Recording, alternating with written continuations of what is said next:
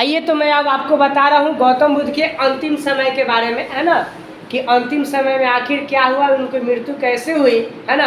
आज हम लोग ये पढ़ेंगे जीवन के अंतिम समय में भगवान बुद्ध के बारे में। यहाँ पर बताया जा रहा है कि जीवन के अंतिम समय में पावापुरी में, कहाँ पर हो, पावापुरी में भगवान बुद्ध ने एक चुंद नामक सुनार के घर, किसके घर भैया, सुनार का नाम क्या था, चुंद, यानी एक चुंद नामक सुनार के घर भोजन किए। क्या किए, भोजन किए। भोजन करने के बाद में पेट में बहुत तेज का दर्द होता है, और दर्द होने के बाद उसके बाद में कहाँ चले जाते हैं, उसी अवस्था में, यानी दर्द की अवस्था में कहाँ चले जाते हैं, कुशीनगर। कहाँ चले जाते हैं, कुशीनगर। कुशीनगर कहाँ था, है?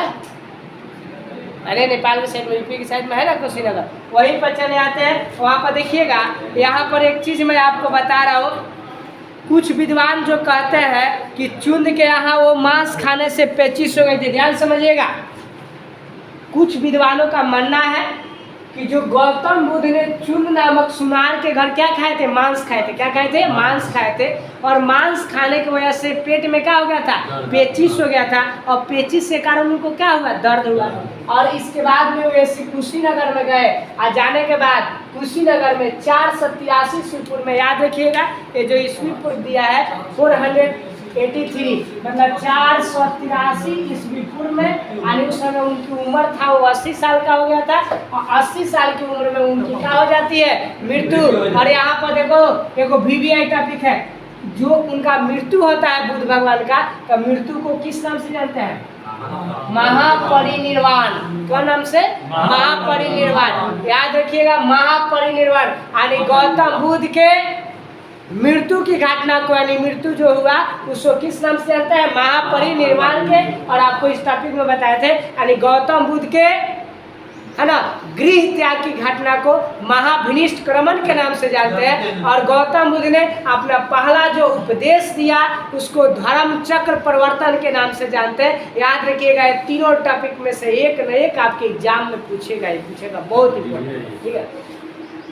अब देखिएगा, महापरिनिर्वाण के बाद बुद्ध के अवशेष को, मतलब गौतम बुद्ध को जो भी अवशेष था, है ना, हड्डी था, उस हड्डी को, अस्थि को 8 भाग में बांटा गया। कहाँ भाग में, 8 भाग में। इसके बाद में अपना अलग अलग रीति रिवाज से अलग अलग जगहों पर क्या किया गया, है ना, उसको मतलब अस्थि का विसर्जन किया गया। इसके बाद में बता दो, गौतम बुद्ध के यानी बौद्ध धर्म में 4 गो सत्य बताए गए। आर्य का कई गो सत्य बताए गए, 4। पहला है दुख, दुख में कह रहा है इसके अनुसार संपूर्ण संसार दुख में व्याप्त है। संपूर्ण संसार में दुख है कि नहीं है, है ना। दूसरा है दुख समुदय। दुख समुदय मतलब समुदय का अर्थ होता है कारण, अर्थात संसार में दुख का कोई ना कोई क्या है, कारण है। हर आदमी दुखी रहता है कि नहीं, और संसार में किसी को कोई सुखी रहे नहीं, कितना भी पैसा हो जाए, कुछ ना कुछ की वजह से वो क्या रहेगा, दुखी रहेगा। एक कह रहा है कि दुख में कारण। तीसरा है दुख का निरोध। निरोध का मतलब होता है ना, दूर करना, यानी निरोध। बुद्ध ने दुख निरोध अर्थात दुख को दूर करने का भी क्या बताया है, उपाय बताया है। चौथा है जो दुख निरोध मार्ग, यानी दुख निरोध का, दुख को दूर करने का कौन सा मार्ग है, बुद्ध ने बताया। बुद्ध के अनुसार इस संसार में प्रिय लगने वाली जितने सारी वस्तु है, अगर उसका तुम त्याग कर दोगे तो तुम्हें दुख कभी नहीं होगा। मतलब मेहरारू बढ़िया लगती है, मेहरारू के त्याग न कहियो दुख ना। मतलब KTM बाइक बढ़िया लगता है, के त्याग दे कभी दुख ना हुई, है ना। तारा मोबाइल बढ़िया लग रहा है, उस मोबाइल पर त्याग दीजिए, कभी दुख नहीं होगा। यानी गौतम बुद्ध ने हाँ ओकरों को त्याग दे, दुख ना हुई, सन्यासी दुख दे। यानी इनका ये क्या था, कह कि जौन वस्तु आपको प्यारा लगे उस वस्तु को क्या कर दिए, त्याग दीजिए, वही दुख का क्या है कारण।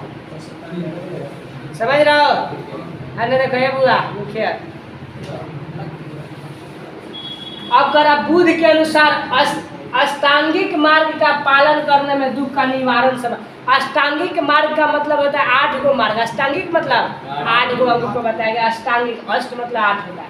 पहला क्या है, सम्यक दृष्टि, सम्यक वाणी, सम्यक संकल्प, सम्यक कर्म, सम्यक आजीवन, सम्यक व्यायाम, सम्यक स्मृति, सम्यक समाधि। ये 8 को आपको क्या बताया गया है, इसका मार्ग बताया गया। किसके मार्ग, गौतम बुद्ध के अष्टांगिक। देखिए पहला आपके यहाँ बुक में दिया है ना, दिख रहा होगा, देखो तो बाबू दिख रहा है ना, इसमें पहला जो है कह रहा है कि सम्यक दृष्टि, 4 आर्य सत्यों की सही परख करना। कई गो? 4 गो आर्य सत्य का क्या करना है? सही परख करना। जो 4 गो आर्य सत्य, दुख, दुख समुदाय, दुख निरोध, दुख मार्ग का बताए। दूसरा है सम्यक वाणी, मतलब सर्वसम्मत मृदु वाणी का प्रयोग करना है। लैंग्वेज थोड़ा हार्ड लिखा है। सम्यक वाणी का मतलब होता है मीठा बोलना है। क्या बोलना है भैया? मीठा बोलना है, समझ रहा हो ना। सम्यक संकल्प, और सम्यक संकल्प का मतलब भौतिक वस्तु एवं दुर्भावना का त्याग करना है। कौन वस्तु? भौतिक वस्तु और दुर्भावना का क्या करना है? त्याग करना है। इसके बाद में चौथा जो दिया है, वो चौथा है वो करा सम्यक कर्म, यानी सत कर्म करना है, यानी अच्छा कर्म करने को सम्यक कर्म बताया गया है। पांचवा में देखिएगा सम्यक आजीवन। सम्यक आजीवन का मतलब होता है, इसमें बताया गया सदाचारी जीवन जीते हुए ईमानदार बनना है और आजीविका कमाना है ईमानदारी से। समझ रहे हो? ये नहीं कि हमको कैसे भी पैसा आए तो होगा, ऐसा नहीं। पैसा आना चाहिए लेकिन ईमानदारी से आना चाहिए।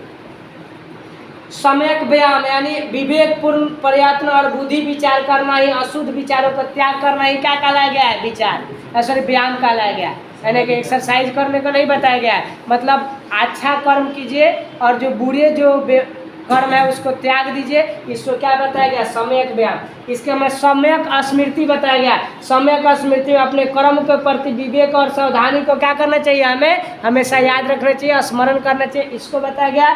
8वां नंबर में कह रहा है सम्यक समाधि, यानी चित्त। चित्त मतलब कहाँ आता है भैया? मन। चित्त मतलब मन। चित्त की समुचित एकाग्रता जिससे ज्ञान प्राप्त हो, है ना, उसको करना चाहिए। यही बौद्ध धर्म में 8 गो आपको क्या बताया गया है? सम्यक क्या चीज? अष्टांगिक मार्ग। कौन मार्ग? सम्यक अष्टांगिक मार्ग आपको बताया गया है।